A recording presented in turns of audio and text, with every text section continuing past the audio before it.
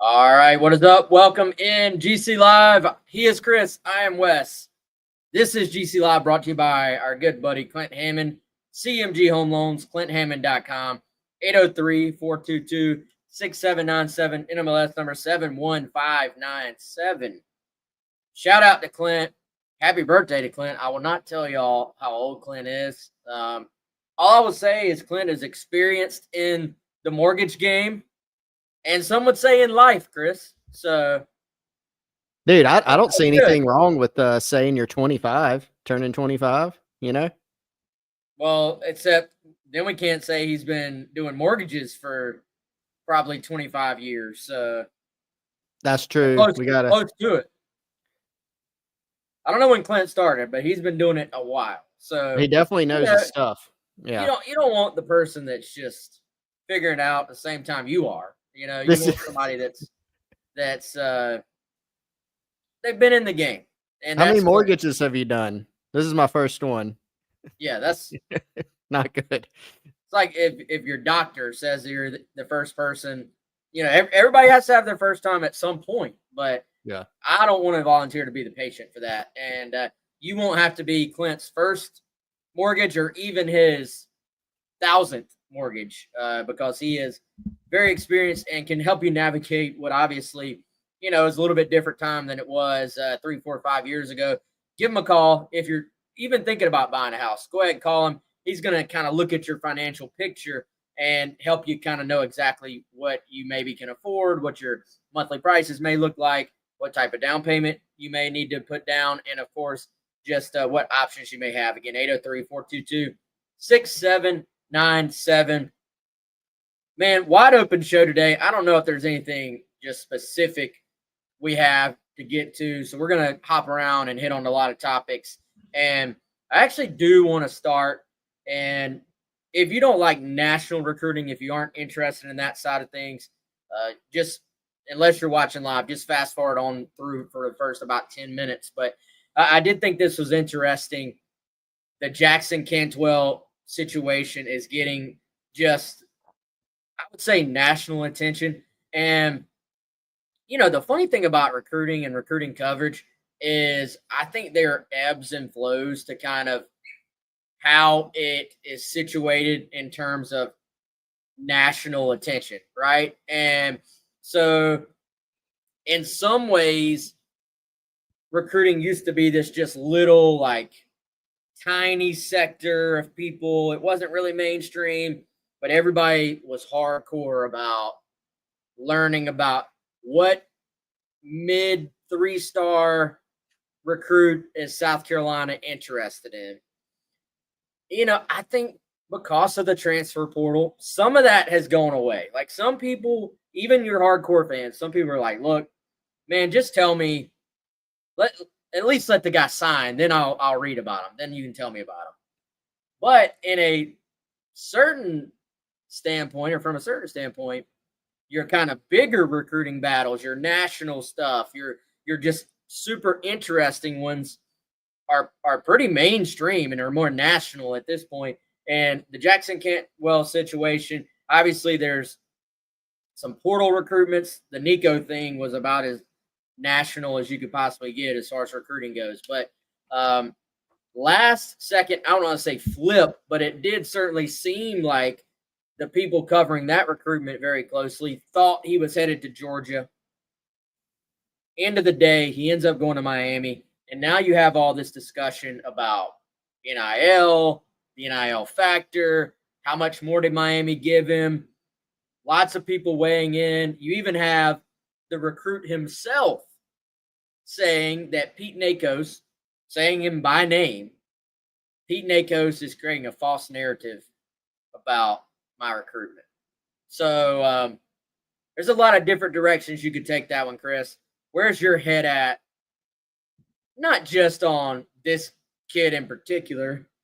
I think I'm kind of using him as a specific example or stand-in for where things are, big picture, with probably not every recruit, probably not even, the majority of recruits, but the majority of your top blue chip guys right now. So 15 years ago or so, 10 years ago, at any point before NIL became a real thing, Wes, it would have been very taboo to ask recruits about NIL, right? NIL before it was NIL. You're not going to have a It press probably wasn't even conference. called that then. It wasn't even called that. You wouldn't have, as a reporter, gone up right after a guy's just had an announcement ceremony and put on the hat or revealed the shirt or whatever it may be. Say, hey man, what was the situation with the offer there? Right? Like you wouldn't have said that. We all know there were some guys getting NIL, but the NIL before NIL, right? That happened. The thing that's changed is several things. You know, more prospects are getting NIL now. Like if you're a big time prospect, if you're a decent prospect, you're having NIL conversations, and a lot of them are getting something before, when they set foot on campus or even before. The numbers are a lot bigger, Wes. If you followed some recruitments back in the day, every now you'd hear about some under the table amounts or something getting taken care of. The numbers are a lot bigger right now. So it's more prominent. The numbers are bigger. And then you have the added layer of people are actually reporting it on it now because there are contracts and there's NIL collectives. There's a business side to this thing. And I think, that was one of the things that we kind of thought when NIL was really starting to take off. Your head kind of went to, man, agents are probably going to get involved in this thing. And there's going to be a lot of reporting from the player side or the agent side, or there's going to be sourcing from different schools on, hey, what happened? Why did this guy actually go to this place? Right. So there's an element of it of, hey, Jackson Cantwell, and I don't know the particulars, Wes, of what he's actually getting. The reporting is, which I don't doubt, probably is somewhere in the millions over the course of some particular time period. He's got to know, hey, you're going to be asked that question. It's kind of fair game now. So that's really changed. And I told you earlier today, I still have not really gotten to the point when we're talking to prospects where we're getting into the minutia and into the weeds about NIL offers. I ask prospects sometimes, how important is NIL to you? But we're probably going to be doing that more and more, right, as this thing progresses. On the other side, to analyze the Cantwell situation, I'm not surprised that he was asked. I'm not surprised he answered it the way he did, which was, hey, there's a false narrative. I picked Miami for other reasons. And I'm not surprised that Georgia and other people are putting out, well, he picked that school for the money, right? Like, where is the actual truth? Probably only Jackson Cantwell knows. And it kind of does harken back to the old days of, prospect commits to a school that's not yours. You got bought, But there's an element to this where that's fair game now. Like you can do it. Everybody can do it. Yeah, it's 100% fair game.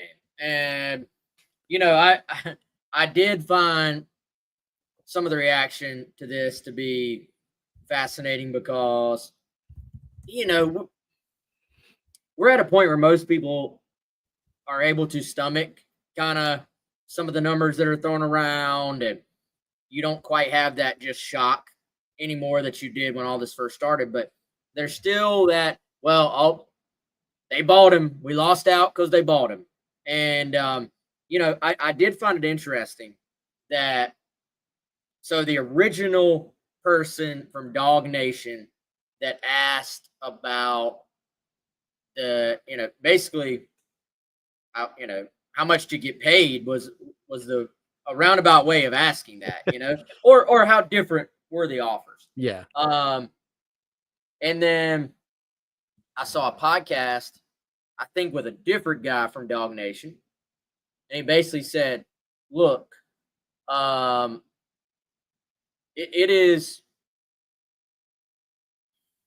I'm trying to think of exactly how he said, because it made sense. It is within, because he played a different clip where Cantwell says Nakos is creating a false narrative. Then he's given the opportunity to basically, if it's a false narrative, like what were your offers? What was the final offer, basically? And he said, well, that's confidential. That's private. And the person's point was, well, yeah, that's completely in his rights to say that's private, confidential. But if you're going to say it's a false narrative, he's making that up. It's a false narrative that he's driving. And then you're given the opportunity to say, well, it's private. I don't want to talk about it. That part is still your right, but maybe people aren't going to believe you if you're just like, well, I'm not going to get into that. You know what I'm saying? Like, Cantwell doesn't owe it to anyone, I guess. But if you're going to say it's a false narrative, but not going to set everybody straight, I can see what people will be like, well, hey, Nakos has proved he knows his stuff. So I'm going to just believe what he says. Yeah, no doubt. Well, and there's another side of this too, man, that, related to that. And I don't want to steal your point because you made it earlier today, so I'll let you talk about it. But even pro athletes, where I can Google their contract figures and we know what they are not coming out when, they sign with a team in the offseason.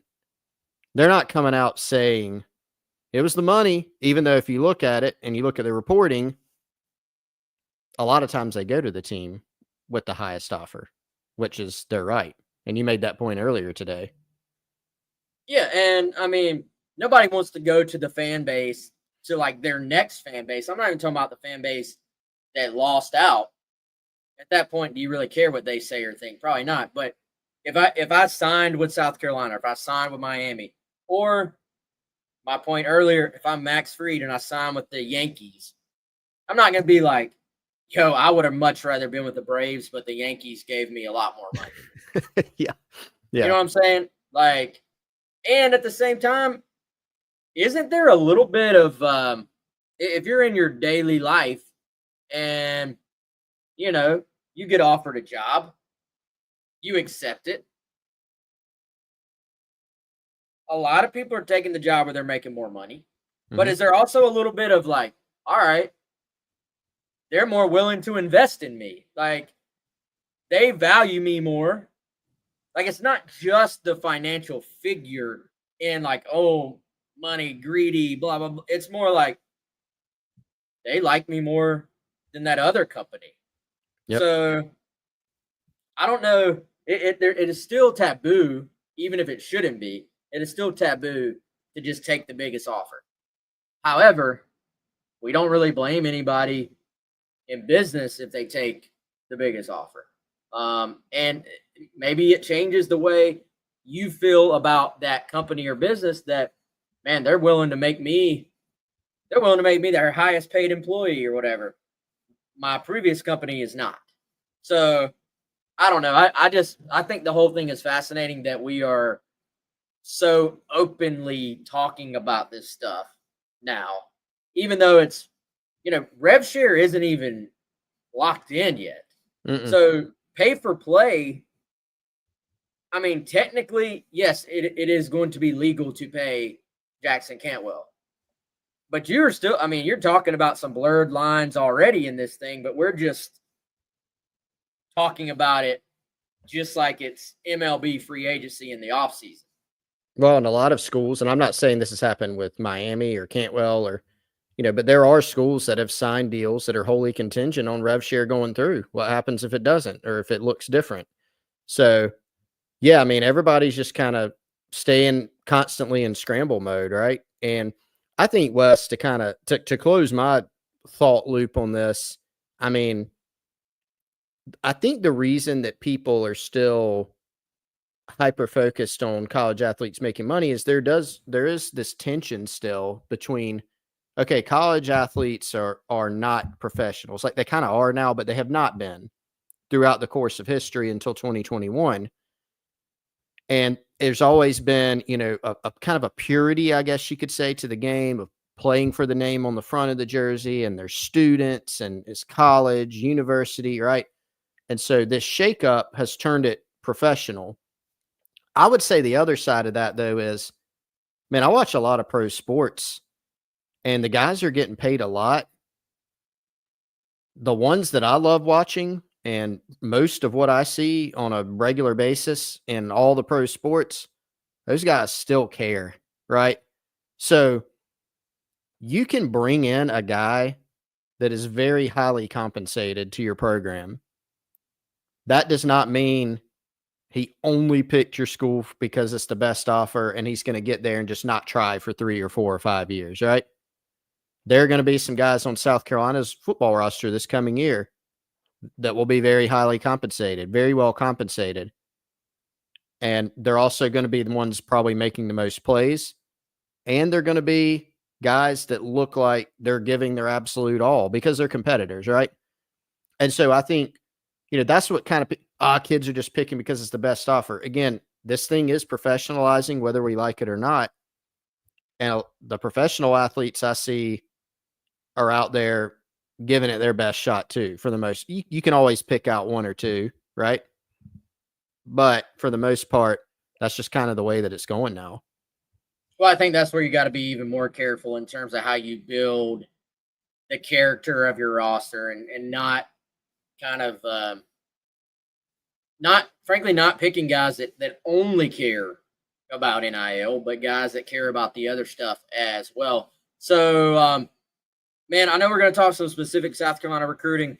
Let's catch up a little bit on the football team itself.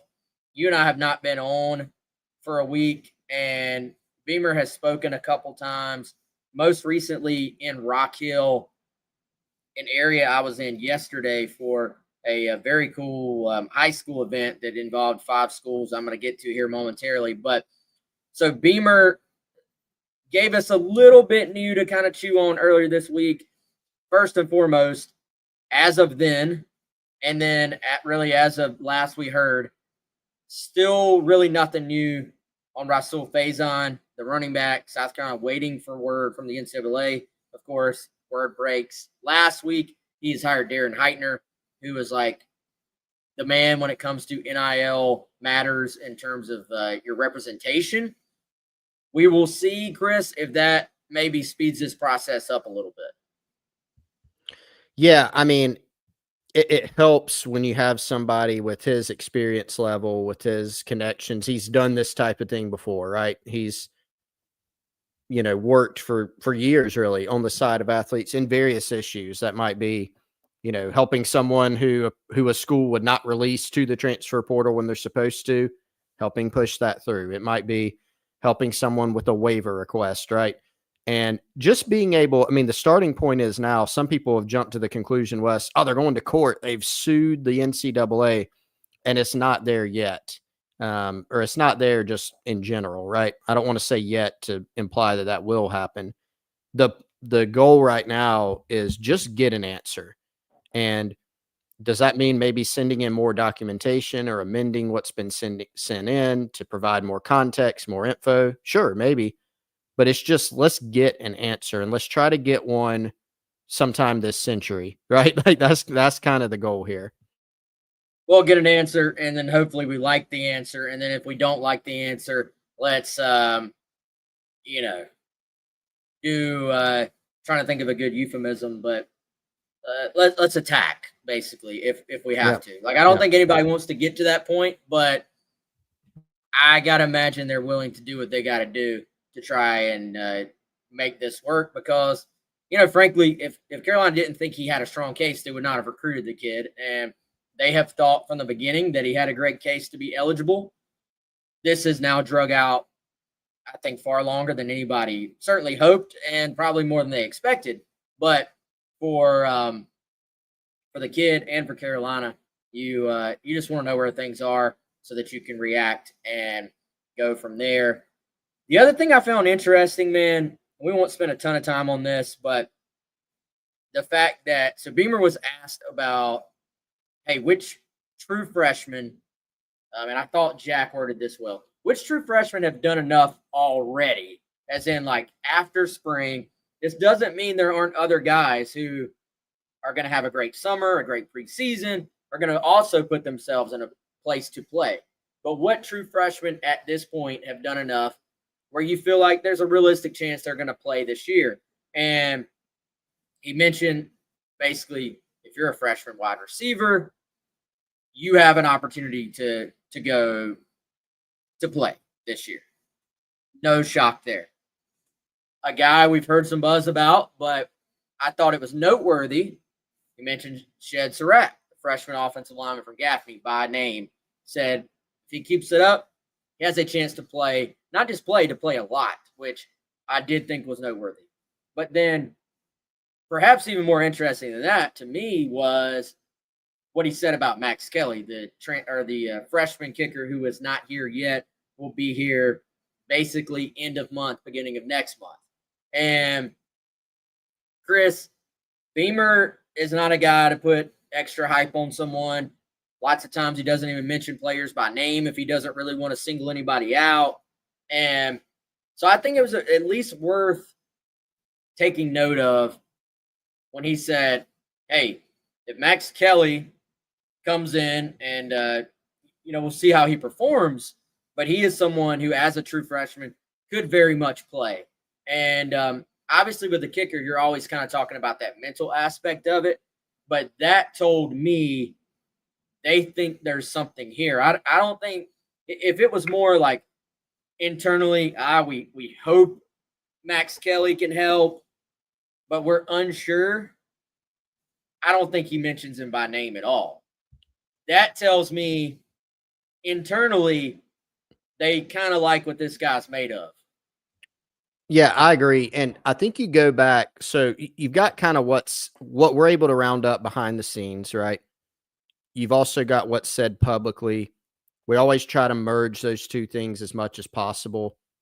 But I also think that Wes, we've had a few years now of evidence of how Shane Beamer operates in the public eye with what he says. And I think you kind of catch on to certain instances of when he says things a certain way. Hey, that means something, like you always give this example, the first time that he brought up, hey, Nicky Minori and DQ Smith, summer enrollees, 2022 freshmen. And I can't remember exactly how he said it, but he said it in a way at that time where you go, oh, that was pretty strong. And then we saw what those guys ended up doing. With Max Kelly, it is a unique situation because of the position he plays, right? He's a kicker. That means it's a guy who's not coming in and you're asking the question, all right, how well can this guy pick up the scheme? I don't want to simplify it overly to where, oh, it's easy. You just go kick a ball. Like, I'm not trying to dumb it down that much, but just get your steps right, kick, technical, things that you're going to have to upgrade from high school to college. Sure. But at some point it's what type of ability do you have? South Carolina seems to really like Max Kelly's physical tools and his potential. He's a bigger kid, 6'2". He can continue filling out, getting bigger. He's a baseball player. They seem to really like his leg strength, and they seem to like his potential. Now, that is one part of it. The other part is, okay, you have your ideas when you sign a guy as a freshman. Hey, this is a developmental guy. Hey, this is a next year guy. Hey, I really think this guy can help us this year. We're kind of banking on that. And you always have to get guys on campus and see, right? With the freshman receivers, 5 out of the 6 on campus so far from the 6-man class, kind of seems like, Wes, that what Carolina thought those guys were going to be, at least so far, has been validated.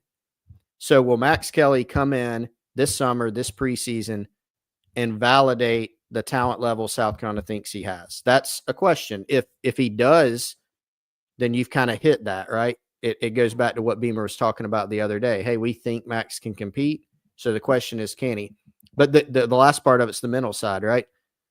A guy could come in and make 95% of his kicks in practice in those pressure situations they try to create. What's he going to do when he actually gets to Baton Rouge or even in Williams-Brice?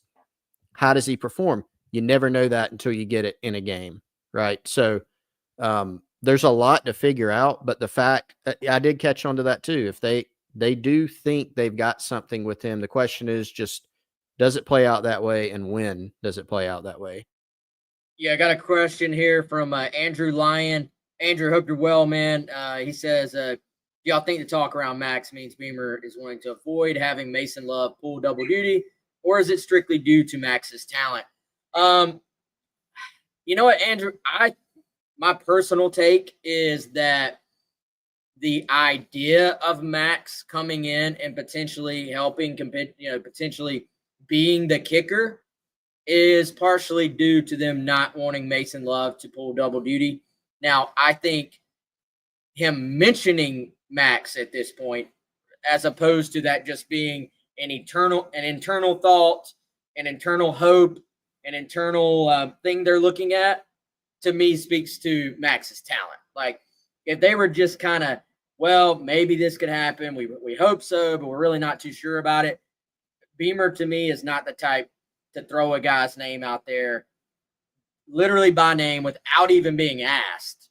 Yeah. If he's not pretty sure. Now, of course, he's going to put all the qualifications around it. Like, he's got to do this if he does that. But just the mention of his name tells me they are pretty high on him. But yeah, certainly you can tell, and they've even said this publicly as well, they love Mason Love, but in reality, you don't want to have to put – I think, Chris, even if they could just take the kickoff duties off of Mason, like even if it's just punting and place kicking, that helps take a little bit of that strain off, versus at this point, you're looking at it, he'd be the favorite to do like all of them. So that for a now redshirt freshman, I just don't know if that's ideal over the course of a year. It's one of those things where you're like, oh yeah, he can handle it.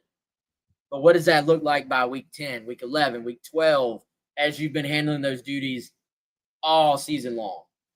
Yeah. Well, and the other thing is, Wes, you can even, let's say you get out of preseason and you feel like, hey man, I mean, Mason's just been the best at all those things. Let's say 2 of the 3 or all 3 of them. Well, then you get to Atlanta. How does it go? It might go great, and hopefully it does for South Carolina if that's the route they go or however they configure it. But, best laid plans sometimes, right? So you got that's something you've always got to bear in mind. And it may be better. I mean, Mason Love has not been in those situations. As talented as he is, you got to go out there and do it for the first time and then do it consistently. So we'll see. That I do feel like, Wes, they have some talent between him, Mason Love coming in, Kyler Farrow, right, as a snapper. I mean, he's in the mix as a true freshman that they put on scholarship, and brought in as part of the last recruiting class. So there is, I think, some young talent there. It's just unproven, and that's caused a little bit of probably anxiety for Joe DeCamillis and Shane Beamer. Well, and as we've talked about, you went through a few years where you could just shut your eyes and know, at least in terms of your punter spot, your snapper, your holder, it was just settled. Like, you didn't have to worry about it. So, and obviously we know kicker was a question mark last year. They'll hope to be a little bit better there this year. We will see if that happens. Shout out to Todd Gwynn, by the way. Todd, easiest way to get a shout out is just to throw us crazy compliments. So appreciate you, Todd. You know who else we appreciate? All of our great sponsors. Chris, do you want to tell everybody about one of our favorites? Yeah, one of our favorites is, we did it at the same time, Wes. PalmettoGolfing.com. Palmetto Golf and Belts, our guy, Brandon Cohn. Great Gamecock, longtime Gamecock Central subscriber, a local business right here in the state of South Carolina, but he can ship his product to you wherever you are in the United States. He was just telling me the other day he's had people from the West Coast, from Texas, from all over the place, but he certainly had a bunch of Gamecock Central subscribers. Check out his online store. Again, that's at palmettogolfing.com. New products coming soon. I won't spoil that, but he's got some awesome stuff coming. If you're a golfer, custom golf tees, golf gloves, golf towels, and outstanding needlepoint belts. So if you're not a golfer, you can still enjoy the belts. If you are, you can wear them out on the course. So at Sunday school class the other day, go to church with Brandon, actually. A couple people rocking the USA design belt. He's got the cross design on all that stuff, and he's also got the garnet South Carolina palmetto tree design. So go check them out. Plenty of cool products at palmettogolfing.com. Appreciate their support. go support them as well. Yeah, great supporters not only of this show but of the Gamecocks too. So I appreciate that. Y'all go check them out, and that's all we ever ask. If we have a sponsor on here, we just hope you give them an opportunity. You don't have to. They don't have to earn your business. Just give them a shot to earn your business. If you like something, go ahead and support somebody who supports coverage of South Carolina athletics. Chris, we promised some South Carolina recruiting talk, so let's go ahead and dive into that. The first of the big recruiting weekends, I think, is just at the point where we can maybe start to talk about it. Still 2.5 weeks away. I look at the May period as, not to say it's not busy, because the assistant coaches are out and about. They are incredibly busy going to high schools. They're going to check out practices. They're checking in with high school coaches. The head coaches, actually, this is probably, other than maybe July, I think the most quiet time of the year for them. It's a big time of planning. It's a big time of sort of situating what's going to happen in June. Once June gets here, then that month, talk to anybody that's on a college football staff. And this can be an assistant coach. This can be the people handling logistics in the football ops building. This is going to be the recruiting staff, the creative media. June is just a survival month. Like, it is especially sort of the first 3.5, 4 weeks. Like, there's a little tail end at the end of June where they get to come up and breathe. But it's like, all right, buckle down, survive. And one of the reasons is you have all these official visitors coming in. So you start to get an idea of who these visits are going to be in January and February. But the list, they get tweaked, they get changed. Guys cancel, guys add on. The closer you get, the more you get an idea of who is actually going to be on campus. And so for South Carolina, we're at the point, could there still be a name added? Of course. Could there be a name that gets taken off? Not anticipating it, but yes, it could happen. Point being, you start to have an idea of who's going to be on your campus for that first big recruiting weekend, which will start 2 weeks from this Friday, May 30th. Chris, lots of names we could talk about on here, but none of them bigger than Carter Meadows, the 5-star edge, another DMV target for the Gamecocks, another 5-star edge target for the Gamecocks, and another guy that they're just hoping the Sterling Lucas effect will be in full play here for the Gamecocks. Sometimes, Wes, Sterling Lucas is doing his work under the radar. He almost always is in some ways. It may be a recruitment where South Carolina's involved. Dylan Stewart, right? Remember when Dylan Stewart came to South Carolina's camp one summer in the earlier stages of his recruitment, and by that point already that he's a big-time guy, but you're kind of going, all right, everybody's going to want this kid. Can South Carolina stay in the game? They've got their foot in the door. Can they stay there? And they did, and they landed him. You knew South Carolina all along was in that one. Some people discounted South Carolina in that and found out that you shouldn't count out Sterling Lucas in a recruitment like that. Same with Nick Harbor. You've also got some maybe recruitments where you find out later, like, oh, I didn't realize Sterling Lucas was like that involved in that recruitment. And I'd say Carter Meadows fits that bill, right? Earlier this year, kind of just pops up where Carter Meadows is, hey, I really like South Carolina. I'm going there this spring. They're in my top group. And so he made the visit for the spring game weekend and now ticketed to come back for an official visit. South Carolina, the only SEC program on his short list right now, which does that end up helping? I'm not sure. But they're definitely in the game here with multiple visits this year, landing an official, the Sterling Lucas effect. He's a kid from, generally up in the DMV region, right? Dylan Stewart effect for South Carolina. Does that help? Be interesting to see where this goes. But On3 has this kid ranked as the number 6 prospect in the country. So very, very high on him. Yeah, and I think this first weekend, it's a little bit fascinating to me in a sense that I think if you start to look at the June 6th weekend, and the June 20th weekend. So those are the 3 big weekends, May 30th, then June 6th, and June 20th. There's always one that they're either completely off or it's just maybe 1 or 2 guys. Well, when I look at the guys that are currently scheduled for those second 2 weekends, I see more players, more prospects where I'm like, oh, Carolina's been in on it, like in the top group. We've talked about them being not just in it, but a possible real destination for a lot of these guys, right? When I look at the first week, it's a little bit more, maybe not necessarily they've been under the radar with the prospect like with Carter Meadows, but, you know, Travis Johnson, 4-star wide receiver. Don't know if he's visited quite as much as some of these other guys. And you're going, all right, let's see what happens on this visit, and then we'll have an idea sort of where things stand.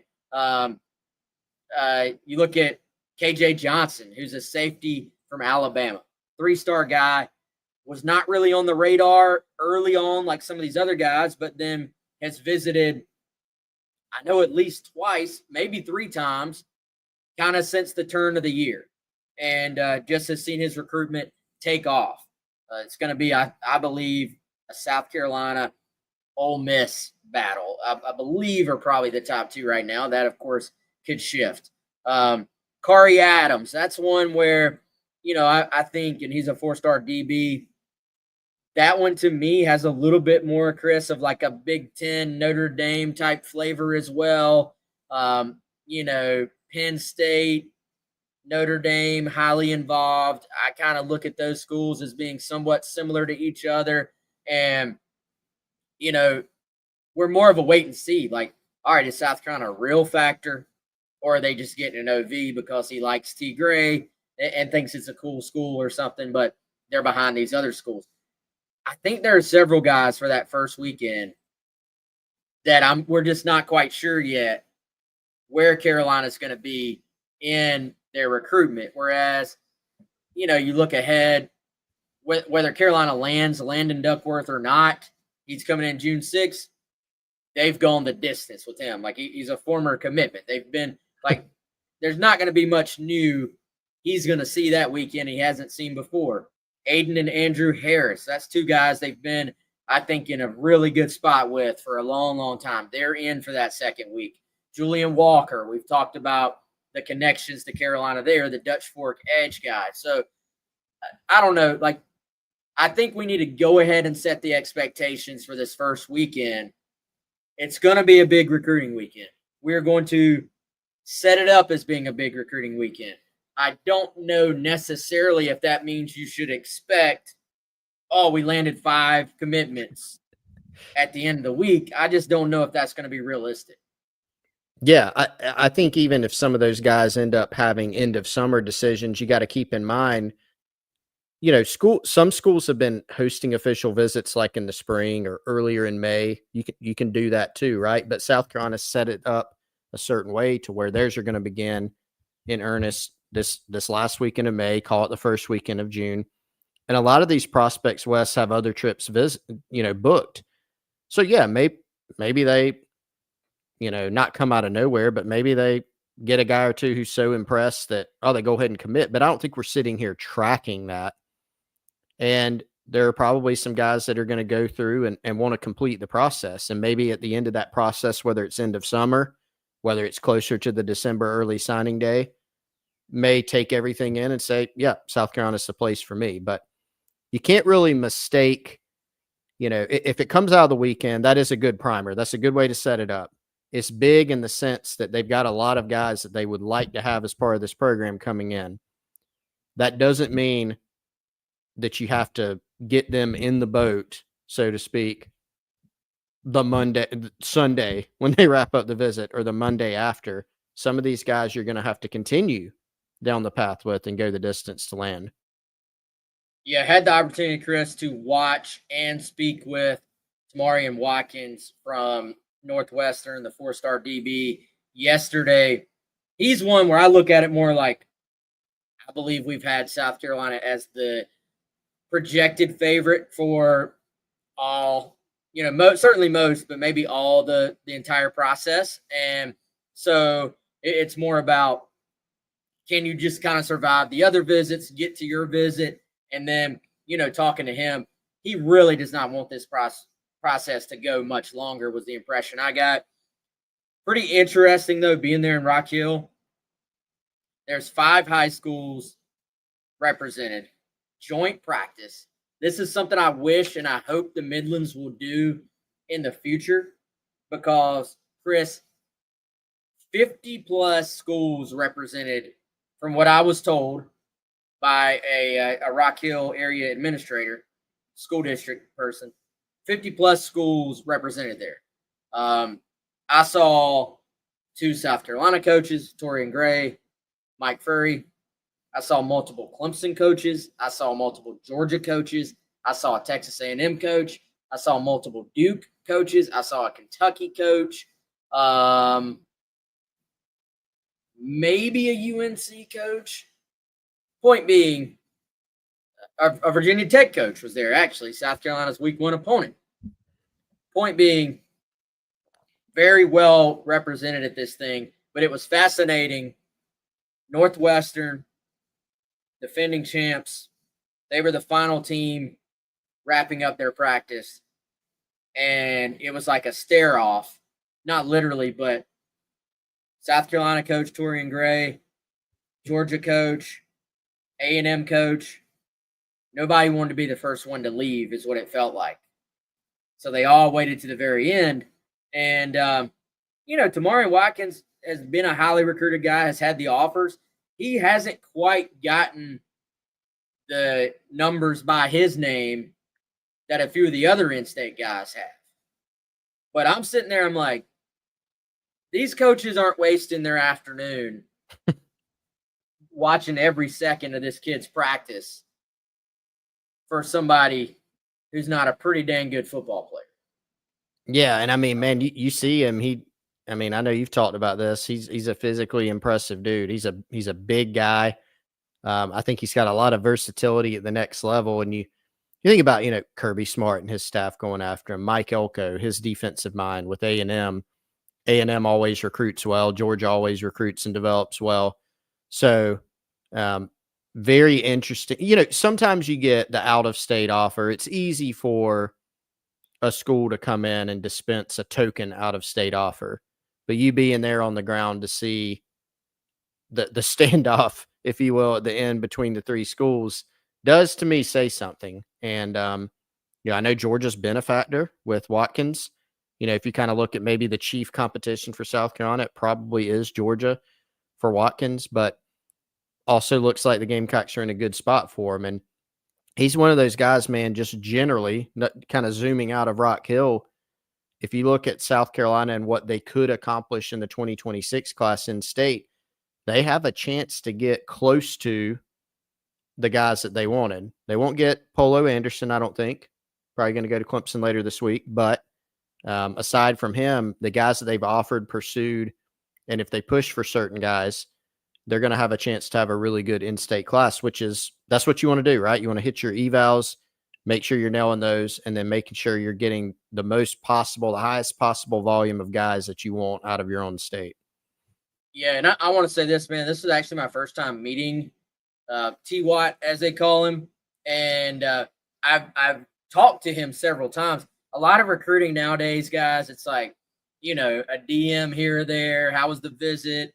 We don't always maybe see the guys or meet them as much in person as maybe you once did. And this is my first time meeting him. Phenomenal kid, man. Like, phenomenal personality. Just will be a fan favorite somewhere. Will be a leader type guy. Just watching him practice, watching the way he, his teammates looked up to him. Not the over the top rah-rah guy where he's got to be the loudest guy on the field, but, constantly talking, constantly communicating, and just a very cool kid. He got asked what he wanted to do, basically, other than football. One day wants to own a restaurant. So I thought that was a fascinating answer to that question, but just a very unique kid, fantastic kid, good family. And I do think I think it's South Carolina and Georgia, but I think South Carolina ultimately is going to win that one out. I normally don't put much stock into player answers. They don't mean a whole lot, but when it matches the information you're hearing as well, just the way he kind of lit up when talking about how much he loves the South Carolina staff, kind of the connections he has there with Tigray, with Beamer, with Jalen Foster, who is on as a staffer at Carolina that used to play at Carolina. I don't know when he's going to commit, but you do kind of like their chances there. But dude, a lot of talent at that thing. Like I said, I wish other areas. I know they were trying to do one in Spartanburg today. Hopefully the rain is holding off for them. But Xavier Currents at South Point, got another opportunity to watch him, as you would expect. Big, fast, physical, alpha type. Seth Tillman, 2027 defensive line prospect there at South Point, has a South Carolina offer. Talented kid. Didn't get to watch him quite as much. Catawba Ridge, Joshua Dobson, 4 or 5-star cornerback, depending on where you look. That recruitment, I'm here to tell you, man, everybody in the world is going to want that kid, I think, before it's over. And worth mentioning, this is my first time watching Sequel Patterson. Is the Indian Land athlete. And got a little bit more from him and on him. Listed as an athlete. Some people think receiver, some people think DB. From what he told me and what I gathered on the South Carolina side, being recruited to play offense for the Gamecocks. And also, he told me, Chris, that he's heard about playing some DB from some schools, but for most of them, it's been a little bit more offensive centric. Maybe a deal. I think we're going to see this trend, man, the Travis Hunter trend of, we might let you play a little bit of both ways. 99% of prospects, that will not happen. But so DB is being mentioned a little bit, wide receiver being mentioned for the most part. But, man, this kid can pick it. And what I mean by that is we are not catching the ball with our body. Sequel Patterson, hand catcher all the way. We are plucking the football out of the air. We are tucking it away, and we are getting upfield. Very impressed with this kid. 4-star guy already. He's every bit of it. And Mike Fury was right there, basically watching every rep of this practice. You can tell he's another priority target for the Gamecocks. Well, and highly recruited already. I mean, impressive offer list. Obviously, the Gamecocks are included in there, but Clemson, Tennessee, a bunch of other out-of-state shooters as well. And I do like, I mean, Wes, there was the running joke for a while that I wanted to make everybody, including electric athletes on offense, into a corner, right? But when I watched Sequel Patterson's 16-minute highlight tape from last season as a sophomore, I am convicted that he can be a receiver, right? And people always want me to make comparisons to players, and I'm Do you bad have at it pulled that. up, Chris? I do have it pulled up. Do you want me to try to share it? If you're comfortable with your ability to share it. Well, you know how I am with technology sometimes. I work on computers all day, and then, things tend to happen. Let me see if I can get it up while I talk about it. I'm not super confident, but man, this dude, he can go. And I was not there to observe what you were talking about as far as like how he catches the ball, other than just seeing it on Wes. My system settings are messing up. It's not going to let me do it, man. I don't think. I'll try. You talk. There you go. Up. There we go. Actually got it. We are going to have to watch the ad, so I apologize to everybody about that. Wes, a little bit of Shai Smith in this game. A little bit. Can you see that? I can see that. I can see that. Weren't you also trying to make Shai a corner? Yeah, I was. But see, the problem is Shai worked out as a corner at South Carolina's camp, like just for fun. He took a few reps. And I was not the only one, to my credit, that was looking around going, oh, that looks pretty good. But Shai stuck with the receiver, and he was pretty darn good. But this kid, like, when he catches the ball, he's looking to make something happen in the open field. But he also plays, he's not the biggest kid in the world. This isn't like a 6'3" receiver. He's pretty electric in the open field. And when he does have one-on-one situations, he plays, I think, a little bigger than he actually is. Well, he can leap. So Yep. he's got the springs, man. Like I said, I feel like you and I talk about this probably too much when we're talking about wide receivers. It's fun to talk about. This guy's 6'5" and can run. But all right, does he consistently catch the football? Does he look natural catching the football? That was my takeaway. Like, the athleticism was there. I always think it's kind of fascinating too. If you walk up on a practice, I try to play the game. Ultimately, you may have to ask for a number. Like, hey, can I get a list? Can I get a roster? I play the game of, can I pick this guy out before you tell me who he is? Mm-hmm.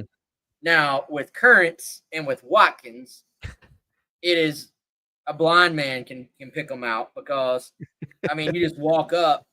I was pointing Watkins out to somebody from literally the other field because they had him on multiple fields. Like, you see the biggest guy over there? That's T. Watkins. Yeah.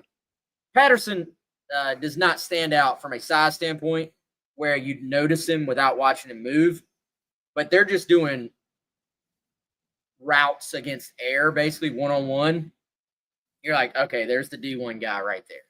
Yeah. Okay, let me check. Yep, is Sequel Patterson number 2? Yes, he is. So that's always kind of a little smell test for me. Can I find this guy before somebody tells me who they are? Because it's a pretty good sign, in my opinion. All right, are we just basing this off of what people are telling us, or is this legitimately something there? I think for him, I wasn't really that familiar with the kid, honestly, until he started popping up as a 4-star. But I say let's put the Gamecock Central stamp on both of the top guys for 2027. Let's stamp Joshua Dobson. Let's stamp Sequel Patterson. If you're willing to go on board with me on that. No, totally. And I wasn't there with you. 4-star or higher Gamecock Central stamp. Yes, I'll co-sign. Because I really like Patterson on film, and he's just twitchy, like he just moves a little different. So really like what I see for him. And I do, by the way, I do like defensively on film. He can play corner, no doubt, but I do like him with the ball in his hands for sure. Dobson, man, that's a kid. I was impressed with him. We saw him at the Under Armour camp this spring. He's got size. He's long. Like, he looks like a T. Gray corner, which is why T. Gray wants him and a bunch of others. So will be big competition there, but I'll also stamp him. I'm with you. Double stamp, to quote Jim Carrey in Dumb and Dumber. Double stamp on Watkins and Patterson. On Dobson and Patterson. Who did I say? Watkins. We can stamp him too. I'll stamp him too. Yeah, we'll go ahead and stamp him. Yeah. But hey, if Kev Roche was going to draw up an SEC cornerback, Joshua Dobson would be a really good place for him to start, to use for his what do you call it, for his inspiration. Yeah, look at this guy and draw him up. Yeah, no, that is a good one for sure. Have you seen our guy Kev Roche's? I had the golfing cocky. We have the other sports cockies now. Yep, they're fantastic. Pretty awesome.